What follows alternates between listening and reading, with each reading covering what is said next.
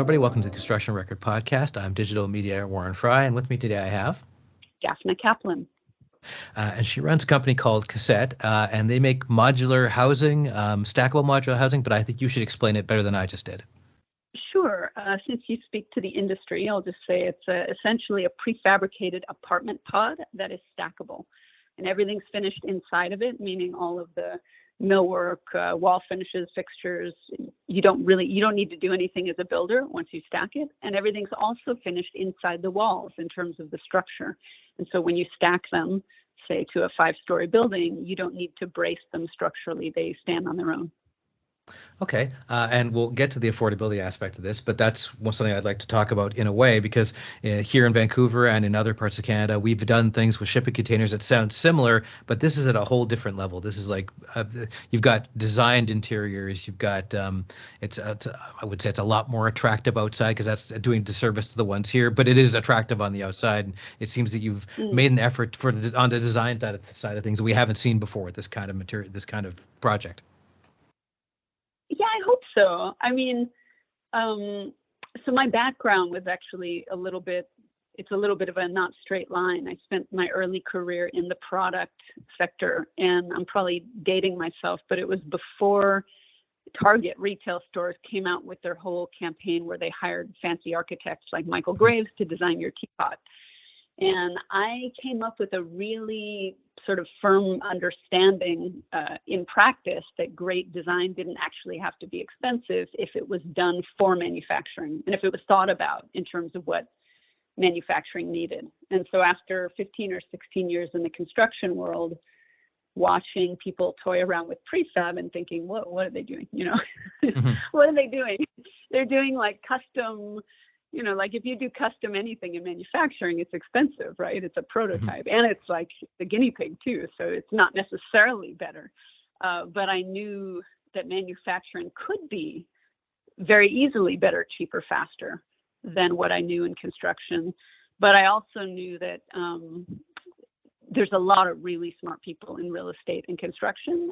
And the inefficiency is not for lack of that or lack of technical skill. It was really more, how do you get the real estate and construction process to actually work with manufacturing? And in my view, that was, you really had to buy off on the idea that once the product is designed, that is what you're selling, and you're not customizing it for every project.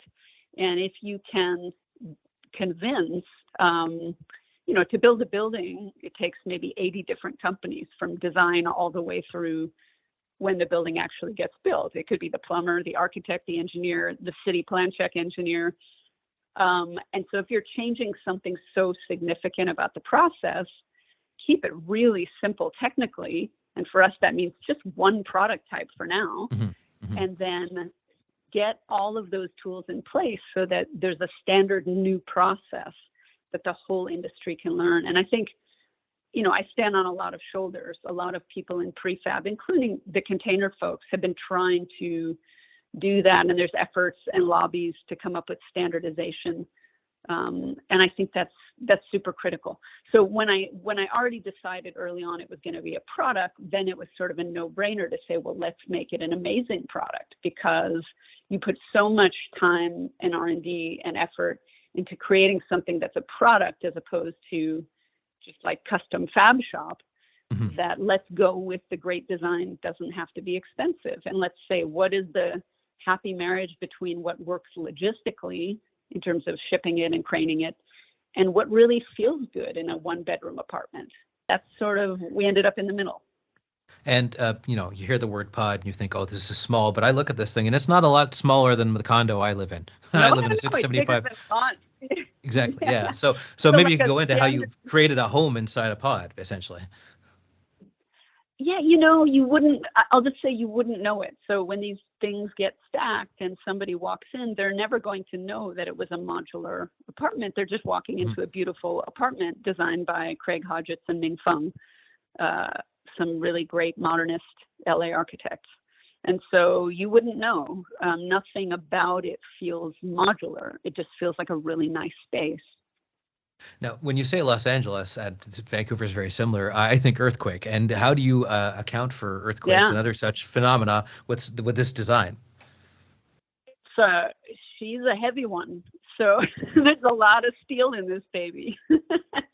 So the front and back of it are a moment frame design, and we have some brace frames in there. We use a system that I won't talk about too much because we're in the midst of sort of putting together some provisional patent material on it. Mm-hmm. But it's a post-tension system. So what that means is you don't have to do any welding. You don't have to, in most cases, there's not much bolting on site. So it goes together very quickly. And you don't have a lot of on-site costs.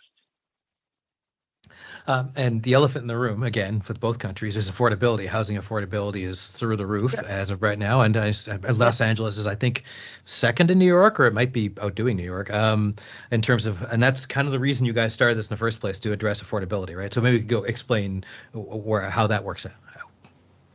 Yeah, last time I checked on I think it's the Harvard Joint Housing, the web page that has all those statistics. I think 8 out of the top 10 least affordable cities were on the West. We're in California, actually. Mm-hmm.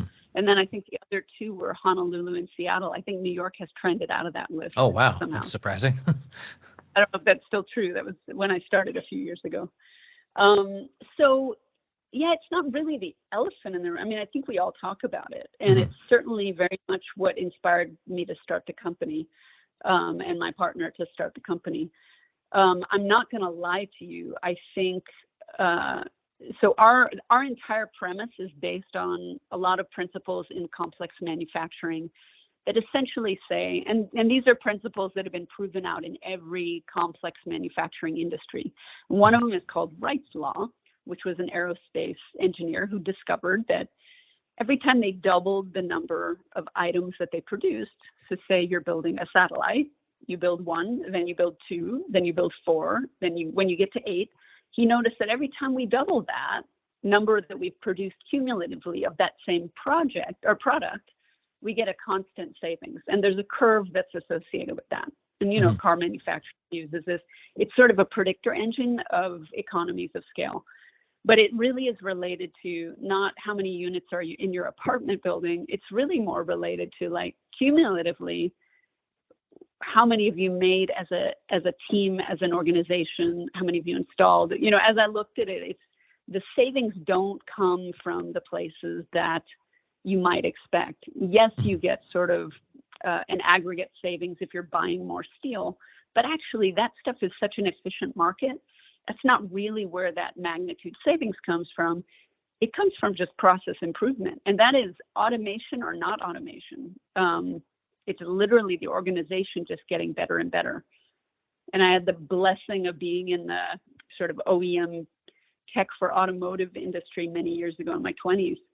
And our customers were all of the Japanese automotive manufacturers, right, that were coming out of that Toyota Kaizen in the 90s, which was really just about empowering everyone on the line to stop the whole production line if there was something that was a repeated issue in the system, mm-hmm. and to just stop it, go to the root causes and make it better.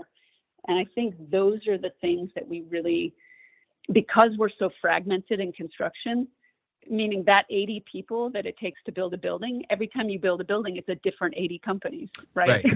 So it's like, and not a single construction company has even 1% of the market globally. And so you're going into a totally fragmented system.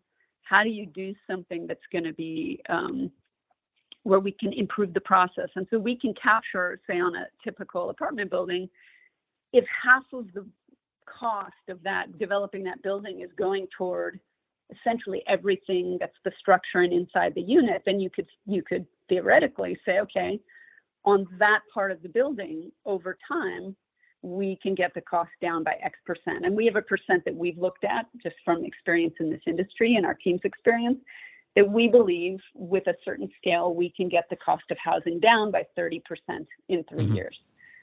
But we have to start with the one. And so our first projects out of the gates, well, in LA, because it's so expensive here, we're still probably going to be cheaper than the nearest we think our steel product is cheaper than building on site in wood in some cases, which is Right.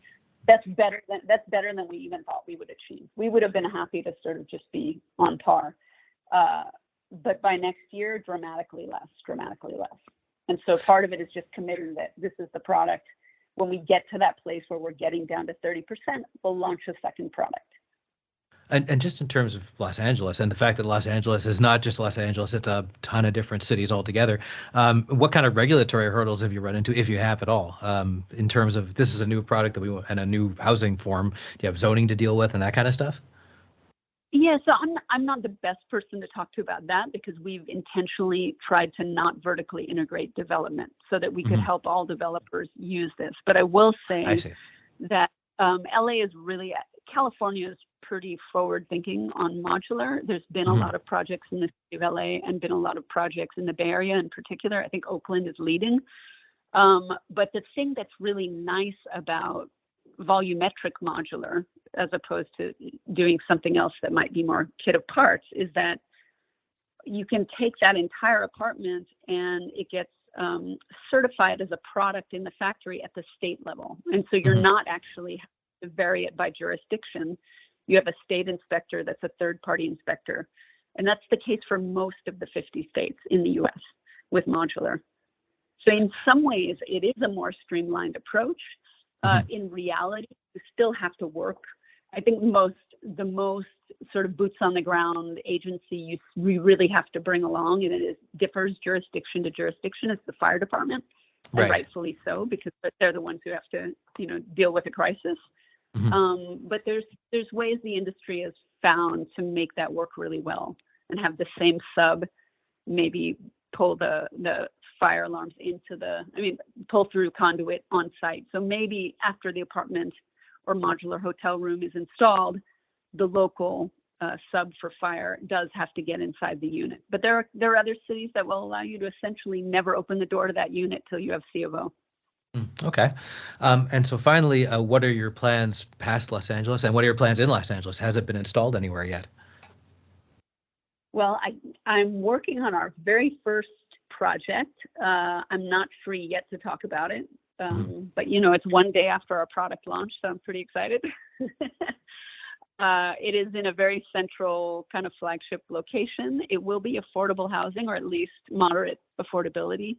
It's small on the scale of a lot of modular. It's in the sort of 25 to 30 unit range, and we're, knock on wood, we're going to be installing it next year, and I'll be able to start talking about it soon. Okay, and if people are curious to see more about the product, where should they go to find out? They should go to my website, although now that we've finished the launch, I have a lot of materials to put up there. One of the things we do is we're very transparent about pricing. We price it by quantity. It includes our installation, and we refresh that pricing once per quarter, and we index it to steel and some other things that are sort of drivers in our cost. And it's just, this is the fixed price for the product plus installation. I hope to get all of that stuff up on the website sometime in November. And the website is, cassettesystems.com. Okay, so great. Cassette, like cassette tape, systems plural.com. Okay, great. Thanks for joining us today. Thank you so much, Warren.